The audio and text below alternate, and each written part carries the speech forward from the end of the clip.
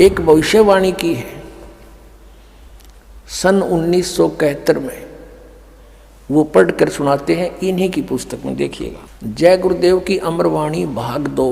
ये कहाँ से छपी है? ये है ये महात्मा बाबा जय गुरुदेव जी महाराज। इनका असली नाम है परम संत तुलसीदास जी महाराज। विश्व को शांति अब इन्हीं से मिलेगी। ये इनके सेवक लिख रहे हैं इनके बारे में। यहाँ देखिएगा, जय गुरुदेव की अमरवाणी सहकारी सदाचारी बाल संघ से संकलित, प्रकाशक दिव्या शर्मा, 88 साकेत कॉलोनी, मथुरा, उत्तर प्रदेश से। ये मुद्रक है अर्जेंट प्रिंटर्स, पुराना बस स्टैंड, मथुरा, उत्तर प्रदेश। इसकी पृष्ठ नंबर हम आपको 50 पर ले चलते हैं। ये 50 नंबर पृष्ठ है। यहाँ देखिएगा, सहकारी पत्रिका के 7 सितंबर 1971 में इन्होंने अपनी स्टेटमेंट दी है, यानी प्रवचन किए 7 सितंबर 1971 को। किसने? जय गुरुदेव वाले तुलसीदास ने। यहाँ लिखा है, हम थोड़ा सा पढ़ेंगे। वह अवतार जिसकी लोग प्रतीक्षा कर रहे हैं वह 20 वर्ष का हो चुका है। दास का जन्म 8 सितंबर 1951 को हुआ था। मुझ दास का जन्म तो 7 सितंबर 1971 को दास पूरा 20 वर्ष का हो गया। 8 सितंबर को 21वां वर्ष लग गया।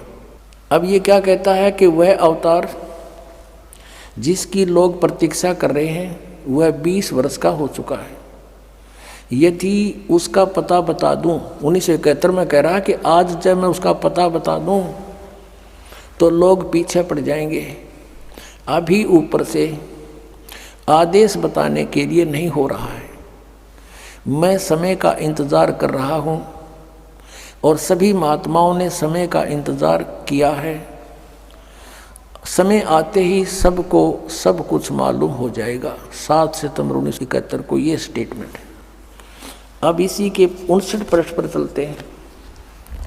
59 पृष्ठ पर ये 28 अगस्त 1971 की स्टेटमेंट है सहकारी पत्रिका में। यहाँ कहते हैं, वह महापुरुष का जन्म भारत के वर्ष के एक छोटे से गांव में हो चुका है और वह व्यक्ति मानव इतिहास का सबसे महत्वपूर्ण व्यक्ति बनेगा। उसे जनता का इतना बड़ा समर्थन प्राप्त होगा कि आज तक किसी को नहीं मिला है।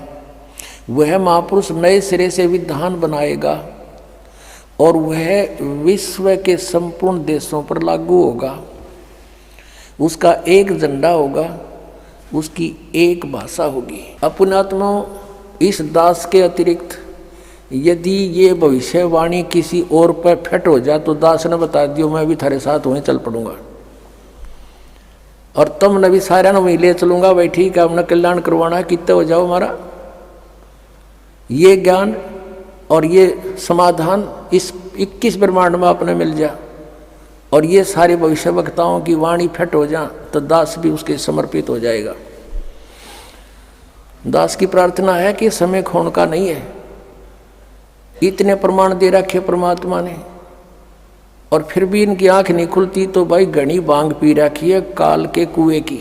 अपनात्माओं, यदि इस तुलसी साहिब जी, तुलसीदास जी जो जय गुरुदेव के पंथ के मुखिया हैं, इनकी उस समय 1971 में दिव्यदृष्टि काम कराई थी, इनकी बैटरी चार्ज थी और अब ये फ्यूज होगी क्योंकि इनकी कमाई खत्म होगी। किसी का आशीर्वाद देकर इतने जीवों को बांट दिया, अपनी जितना चौनी ले रहे थे वह खत्म करी। यदि आज इनकी दिव्यदृष्टि काम करती है,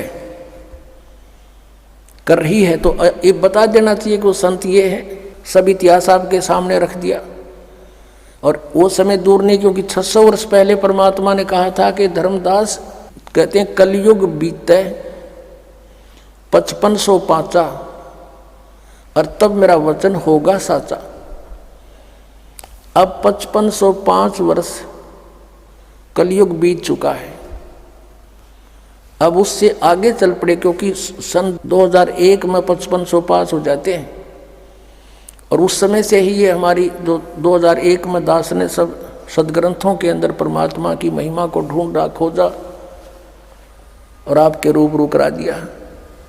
और फिर कहा कि पूरे विश्व में धर्मदास एक कबीर परमेश्वर ही रहेगा और पूरे विश्व में शांति छावेगी।